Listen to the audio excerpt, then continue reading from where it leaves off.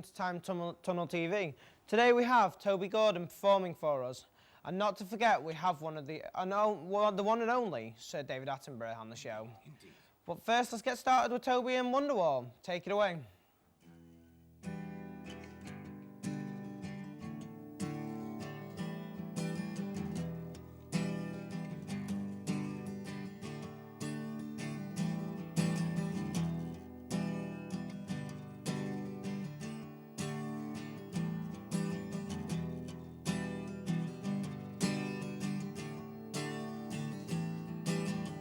Today was gonna be the day, but they'll never throw it back to you.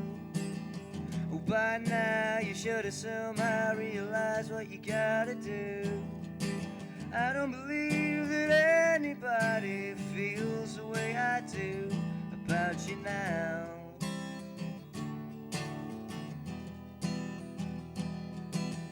Oh, pappy, the word is on the street that the fire in your heart is out. Oh, I'm sure you've heard it all before, but you never really had a doubt.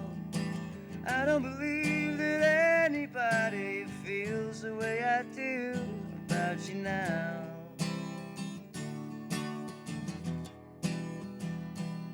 And all the roads that lead the way you're winding, and all the lights that light the way you're blinding.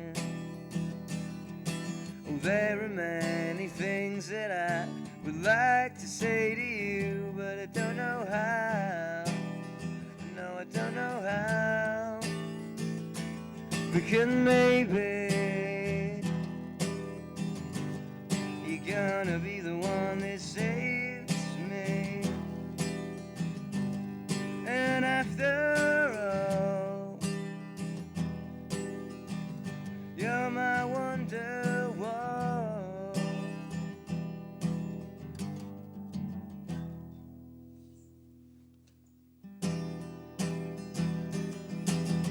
Oh, today was gonna be the day, but they'll never throw it back to you. Oh, by now you should have somehow realized what you're not to do. I don't believe that anybody feels the way I do about you now.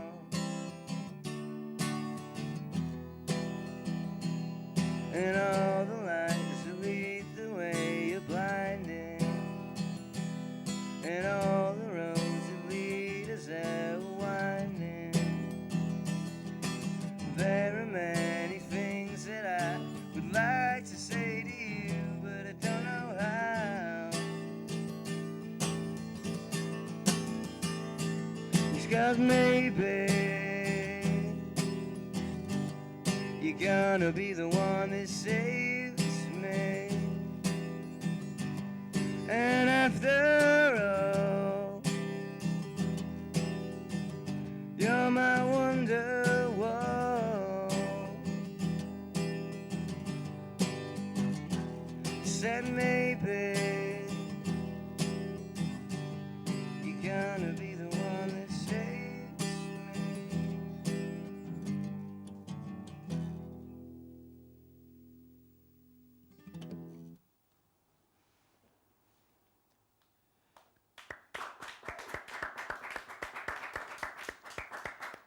Thank you, that was great.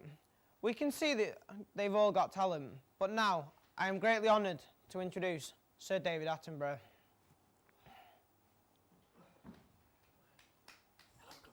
Hello, my dear boy. Hello. It's good to meet you. Yes, it's David Attenborough. very nice to meet you. Yes. And your name? I'm Connor Ruddick. Connor Ruddick. Connor That's Ruddick. a fine name. A fine name. Indeed, yes. Right, let's start by taking... Wonderful things, names, aren't they? Ah, they are, yes. Yes, yes, indeed. Yes. Where's my glasses? Oh, they're on my head. Carry on, That's carry it on. to have. Don't let me stop you, no.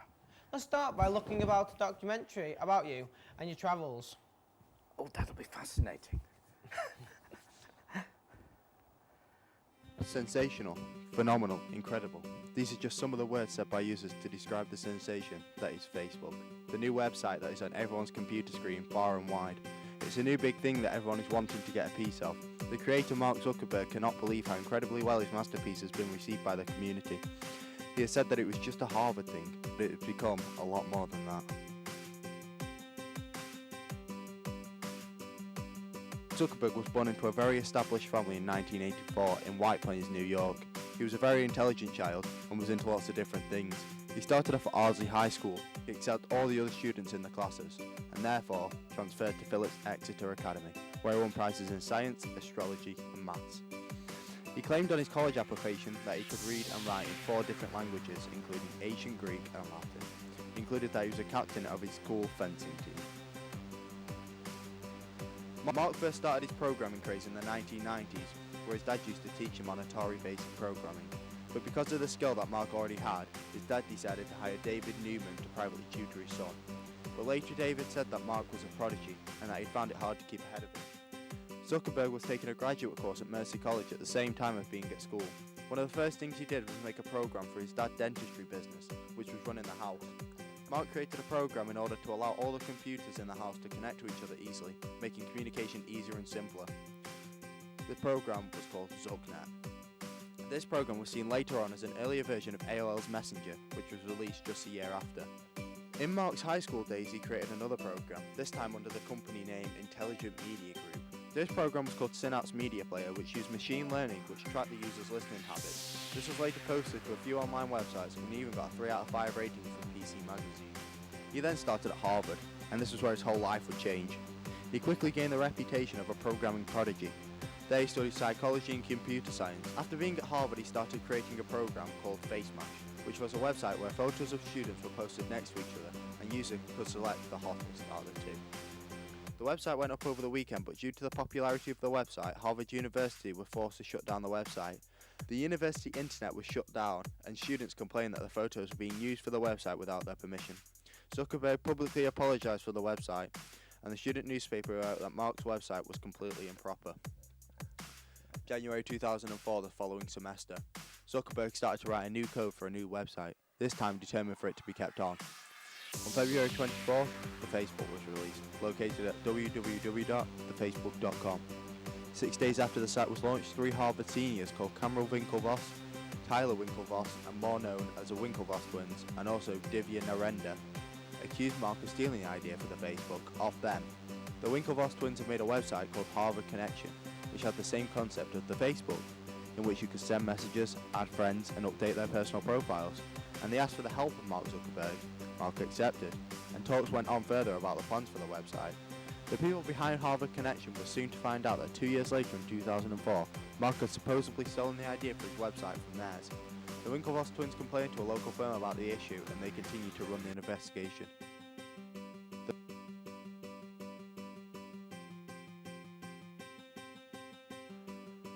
So that's how a young programming prodigy went from being sat at his computer dorm, dreaming about running the worldwide business, to making them dreams a reality. Facebook, the life-changing network.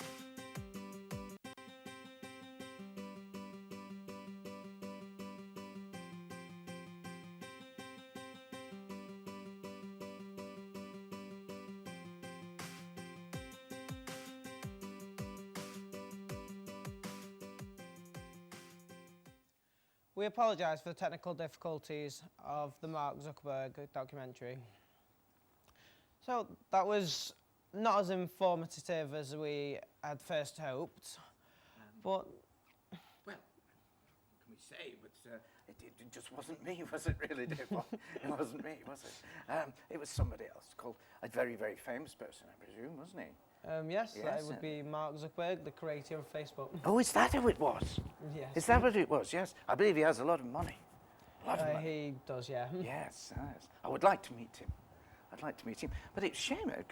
Knowing Ollie, the director of the show, I would have thought that he'd be deeply upset that it isn't about me, really. Yeah, we were expecting the documentary So of was your I. life. So was I. Oh, well, we will... But never mind. Yeah, It'll all come out in the edit, can't it? We do, we'll carry it on. Yes, indeed, yes. So, what would be the worst weather you have experienced? Weather. Weather, we're going to go worst weather. Well, weather. Well, you know, it's very difficult doing cold programs up in the North Pole or the Antarctica. There's very few animals, except those that want to eat you. and they do somehow find you. But Antarctica is very cold, sub-zero temperatures that you think, put your hand in the freezer tonight when you go home. Leave it there for as long as you can endure, yes, and then some more. And then you may just realize, when the pain is so intense, that you're nowhere near how bad it is in Antarctica. Yes. Okay. Try that at home, folks. It certainly is a good pastime. Good. Right, so your new series has just been released, Life Story. What is it about? Life Story, it's precisely that. Life Stories, it's like all of my programs, it's about life on Earth, isn't it? Life on Earth, it's about how the animals treat each other and how they've survived over the centuries and the millennia, but how they do it in the cycle. Disney was very correct with the cycle of life, the circle of life. Brought a tear to my eye, that program. Yes, it's all about how we basically feed off each other and find a human chain, a chain of existence, I should say. It's funny that I slipped there, because humans don't seem to fit into this chain at all, do they? Normally there's a balance in the cycle of things. You know, the bigger cat eats the smaller cat, and so on and so on and so on, and it's a balance that's found.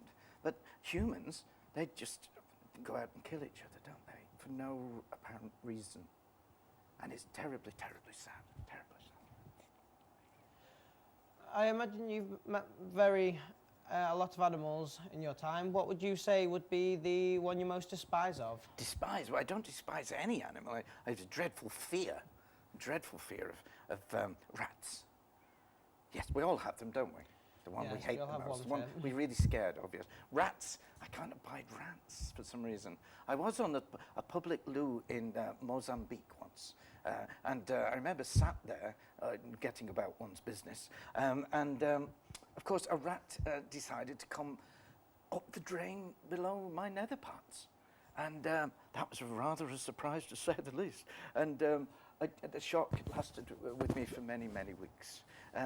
I wasn't bitten, you'll be glad to know, but it's not one I would recommend you sit on a toilet in Mozambique at any time. Yes. Can't imagine I will anytime soon. No, you never know. No. Hume, I believe, is quite bad. Yes. Yeah. Yes. What would you say the opposite was, the most fascinating animal you've ever seen? What is the most fascinating animal I've ever seen? Unfortunately, it's not actually out in the wild at all. It's always in those intros to Coronation Street. What are they called? Those annoying little creatures. They are fascinating, though, aren't they? They stand on their hind legs and, you know. Oh, you mean meerkats? Meerkats, that's it. Oh, my God. They are fascinating, I agree. But if I had a 12-barrel shotgun, I think I'd kill them all. Wouldn't you? It'd be such good sport in this country, wouldn't it? Kill a meerkat today. Sorry, I shouldn't have said that, should I? Oh, no, sorry. I apologise to the nation. Carry on. So, how do you manage to get these remarkable shots of these animals? Well, the answer to that is simply I don't. I leave it to some other person, like these people here. Well, but these people here will be going out, I imagine, one day, flying next to geese in hang gliders, taking shots over Kilimanjaro, places like that. One hopes, anyway, that you get a job, at least something, in the future. But you could even be working with me. That's assuming you do it quickly, because I may be dead any time soon. Getting on a little. My brother Dickie died recently. Yes. Yeah, we're sorry to hear about that. Did you not know? No, we heard about that. Yes, Dickie, dear boy. God rest you, Dickie. Right. Well, what inspired you to take an interest in nature? Nature? Well, I think it was just goldfish, same as anybody when I was young. I killed so many of them, they died on me incessantly, and I couldn't understand how they couldn't survive. So I decided that I needed to see how life worked. And so I was very fortunate in living in Zimbabwe with my parents. And we could see animals killing and eating off each other all the time. And I was nearly ate once, or eaten once, and survived it just by that much. And so it gave me a great respect for the animal kingdom. And that's what made me think, I'd like to know how it all works. And I've made a living out of it, haven't I? Oh, you have. So we are just going for a quick commercial break. We'll be back shortly with more from David Attenborough, the news, and another performance from Toby.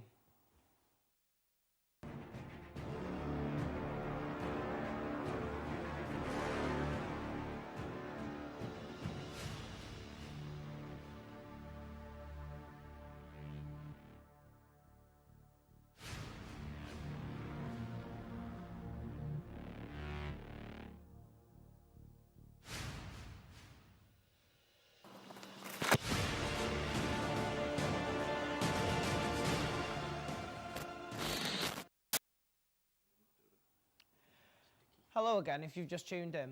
We have David Attenborough on the show today. So David, we have managed to get a trailer for your new series, Life Story. Shall we take a look? Oh, yes, let's do. Currently we have a technical problem with that, so we're going to jump straight onto an interview. Live TV can be such a trauma, can't it? Yep. One has to be ready for anything. Dear me. Right. Just skip it. Edit it, cut it, dear boy. Cut it. We'll cut it out in the Yes, okay. Do you feel Steve Backshall, the presenter for CBBC's Deadly 60, do you feel he's much competition for you? No, it's not even in my league, is he really? Let's face it. Nothing personal, Steve, but you're talking to children, aren't you? And I'm talking very much to the adult world, aren't I? Yes. So no, I don't. We're on different times, different channels, and he's very good. Oh yes, he's very good. But I think he's got a few years more experience to gain before he can be talking to adults, much like the way I'm talking to you now. Are you listening? Yes, I'm listening. You are? You're listening? Yes. That's good. You understand the words I'm saying? Yes. Very good, very good. That's good. Well, as you see, I never patronise my audience. That's the difference between me and Steve. Never patronise. To any of you listening at home. Yes. Carry on. Right, so You're doing very well, by the way. Yes, Yes. so are you. Out of the many documentaries you've created, from Life on Earth to Walking with Dinosaurs series, what would you say would be your favourite out of them? Oh, undoubtedly. What does it say in my script here? Oh, yes, it says Walking with Dinosaurs. Well, I have to say that was a remarkable breakthrough. Wouldn't you agree? I'm sure you saw every... I did see some footage of that, yes. Some footage? You mean you've not watched every episode? I've not watched every episode, Good no. Lord, that's a surprise to me. Still, we'll let that go, shall we? Yes. Walking with Dinosaurs. Well, I wasn't really there. I was just in a blue screen studio, or whatever they call it these days, yes? And he, the director, made it look like we were surrounded by these dinosaurs. But, of course, I had to imagine them, which is not too hard with my state of mind at the moment, because I'm getting a little bit demented, yes. But anyway, what really helped, let me tell you, this is a first as well. My brother Dickie at the time, Dickie, God rest his soul, was a good friend of Stanley Kubrick's, who, oh no, I'm losing it again, Steven Spielberg even, That yes. would be the one. And he was making Jurassic Park at the time. So, they had all these, they said, of course, that those dinosaurs were real, but I knew they weren't. Yes, you thought they were real when you were a child, didn't you? I did, of course yes. you did, the magic. But I have to say, they weren't real, except for one exception. There was one, and Dickie managed to sneak it out, because he was in the film, you know, Dickie, yes. And we have here today a little example of a Tyrannosaurus Rex. We actually brought with us today the only remaining example of a Tyrannosaurus Rex, and he's a little bit nervous, which is why we call him Nervous Rex. Which is a fitting name. It's a wonderful joke, me and Dickie thought it was, didn't it? The trouble is, with Rex, he gets a little bit nervous, and he's sometimes a little bit hungry, see, and sometimes he wants that. See, and I keep trying to tell him that you mustn't have human flesh. I'm sorry, I did think this might happen, you see. It'll be fine. The heal, they will heal. It's not poisonous. It's perfectly all right. Sure? It's perfectly all right. Now, everything's, no, come on now. Rex, now come along now. I told you, we talked about this, didn't we? Now, thank God for that. Yes, what? Do you want, yes, he quite liked the taste of you. Got quite a bite on him. Yes, he'd like, yes. He thought you were rather tasty and wondered if he could do more with you later. Yes. Probably not. I'm Lose not an on arm, the menu couldn't you? tonight. Yes, okay, all right. Anyway, is that the end of the interview? No, we were wondering how long you're planning on making these documentaries. How long ago? Oh, until I die, which could be any moment, I think. We Getting still on don't a bit, know. you know. I can't really walk as well as I used to, but getting on a little bit. And now Dickie's gone, of course. Yes, we miss Dickie, don't we? Yes. And now Dickie's gone. It feels like it's time for me to move on too. No, don't worry. I won't leave you on your own. It'll be... Yes, I know it'll be... See, but someone will... Would you like to take care of him when I've gone? He rather likes you. He certainly likes the as long taste as of he, you. no more biting, yeah. No more. I What? would agree If with you that. train him right, you will have the only living Tyrannosaurus Rex in the world. So you're quite. I'll leave him to you in my will, shall I? Yeah, Yes. Okay. So what's next for David Attenborough? David Attenborough. Well, I'd like to go into outer space, but after that rather unpleasant episode with Virgin and Richard, that sounds strange, isn't it? Richard and Virgin. Now, where a poor gentleman died, didn't he? Just recently, trying to get into space. I'm not so sure about it. Oh, he wants to go to space. He wants to go to space as well, does he? Would you try? Would you go into space? Why space? Why would he want to Well, go to it's the space? final frontier, isn't it? I mean, why would we? I've made just about every damn program you can about life on Earth, haven't I? Hey, I don't know if there is anything else for me to write about or to do a program on. So I think space is the last place for me. The only unfortunate thing about space is I don't think there's any animals out there, are there? But you never know, do you? You never know what's going to happen. The final frontier. Yes. Would you consider going back to your old documentaries and giving them a new 21st century spin? Why on earth should one want to do that? They're perfect as they are, my dear boy. Maybe want to widen the knowledge on a few of them. I don't think they could be widened anymore.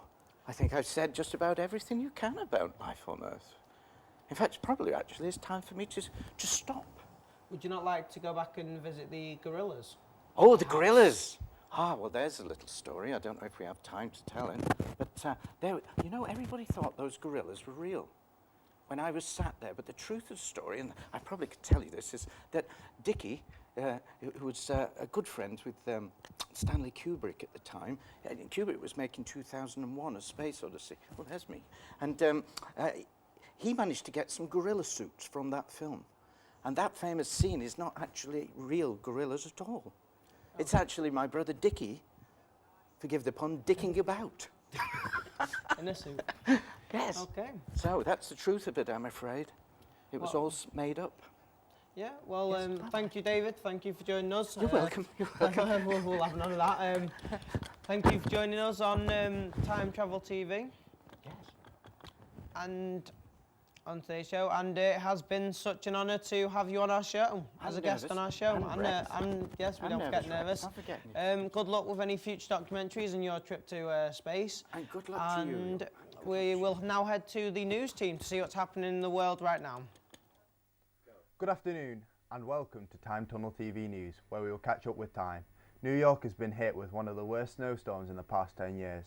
It has received the amount of snow in a year in the matter of 2 days. This meaning they've been given over 6 feet of snow. The New York cleaning team are struggling to clean up the city for the people of New York to attend work. Local schools have sent out urgent messages saying that they will be shut for at least a few weeks, if not longer. The snow itself has caused hundreds of thousands of dollars worth of damage. We will update you with more information via our website, www.timetunnel.com. David Attenborough, at the age of 88 and over 50 years of activity on TV, has released his 36th documentary series this month. Let's go to our location correspondent at the British Museum with more on this story. Hello. David Attenborough has recently released his new nature documentary series named Life Story and will be aired on the BBC. He will be following animals from around the world as they have a journey through life. Sir David Attenborough has been involved in over 33 documentary series on the TV, starting in 1971 called The Blank on the Map and then The Tribal Eye in 1975, moving on to The Blue Planet in 2001, and finally with his second to most recent documentary series, David Attenborough's Natural History Museum Alive in 2014. His new series Life Story was shown at 9 p.m. on the 23rd of October. In this show, he will be visiting some young fur seals in New Zealand, goose chicks which will have to make a leap of faith from a 400-foot drop to find food, and then he'll be following some albatross chicks to make their first flight from the Pacific. Thank you, and back to the studio. Thanks, Oliver. Now in sports news, Germany have won the 2014 World Cup, beating Argentina with the final score of 1-0. They scored in the second half of extra time with this goal by the super sub Mario Götze.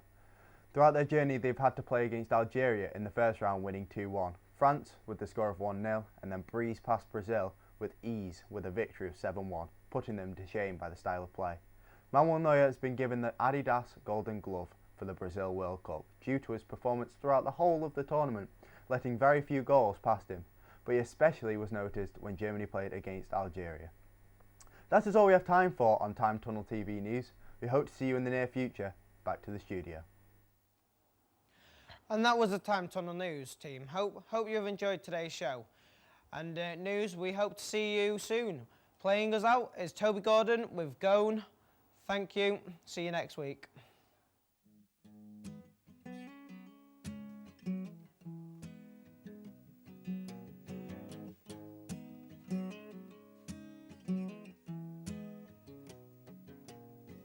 Rain is falling, night is calling. Is the reason why it has to go down like this. The car's stalling, standing taller.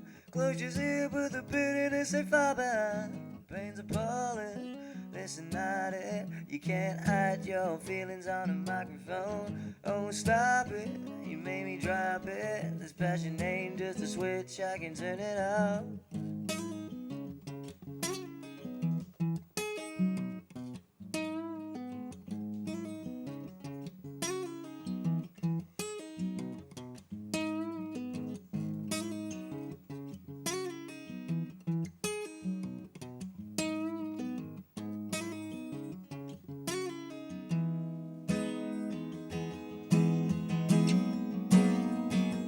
Drowning in your games, all the chemicals burn and I struggle just to find my sacred place. 'Cause I want you so bad and I'm trying to get you in my secret space. All the memories fade as they dissipate, gone without a trace, gone without a trace.